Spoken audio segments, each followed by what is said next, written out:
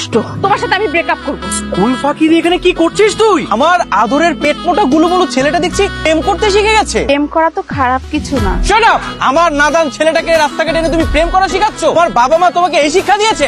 আমার ছেলে রাস্তাঘাটে এসে এরকম একটা রাস্তাঘাটের মেয়ের সাথে প্রেম করছিস? প্রশ্নই আসে না। এই মেয়ে, ডাকো তোমার মাকে, এক্ষুনি ডাকো। আপনার এত বড় সাহস, আপনি আমার মেয়েকে বকেছেন? আপনার মেয়েকে তো আপনি শিক্ষা দিতে পারেননি, শিখিয়েছেন স্কুল পালিয়ে কিভাবে প্রেম করতে হয়। সেই অবুঝ ছেলেকে ভুলিয়ে বালিয়ে রাস্তাঘাটে নিয়ে বাগানে নিয়ে প্রেম করছে।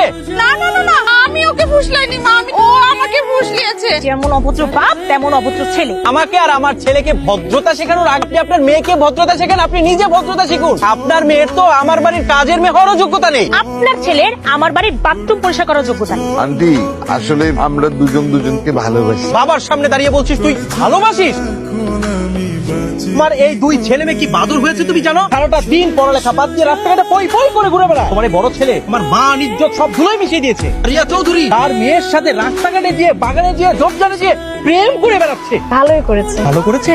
আমি না হয় সারাদিন অফিস আদালত নিয়ে ব্যস্ত থাকি, তাহলে তুমি সারাটা দিন কি নিয়ে থাকো? ঘরে বসে নিয়ে থাকি। তুমি যে সারাটা দিন রান্না বান্না নিয়ে থাকো সেটা তো আমি খুব ভালো করেই জানি, কিন্তু তোমার এই বাদর ছেলে মেয়েদের দায়িত্বটা কে নেবে? তোমার কি কোনো দায়িত্ব নেই? আছে, আমার দায়িত্ব আছে।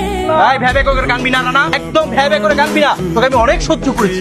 আমার বড় ছেলে রাস্তাঘাটে যে মেয়েদের সাথে প্রেম করে গেল। তোদের কি লজ্জা শরম বলতে কিছু নেই? আমি একসাথে বাসা সামলাবো নাকি বিজনেস সামলাবো? কত কি করবো আমি? এই বয়সে বিয়ের কথা? কত বড় টাউট হয়েছিস তোরা, তোদেরকে আমি মানুষই করতে পারলাম না। তোর মুখের উপর কথা, তোদের কাছে। তোদের জায়গায় আমি যদি কুকুর এনে পুষতাম আর তাদেরকে স্কুল ড্রেস পরিয়ে যদি পরীক্ষায় বসিয়ে দিতাম, তারাও তোদের থেকে ভালো রেজাল্ট করতো। আব্বু, আমি তো সব বিষয়ে পাশ করেছি, শুধু গণিতের ডাব্বা।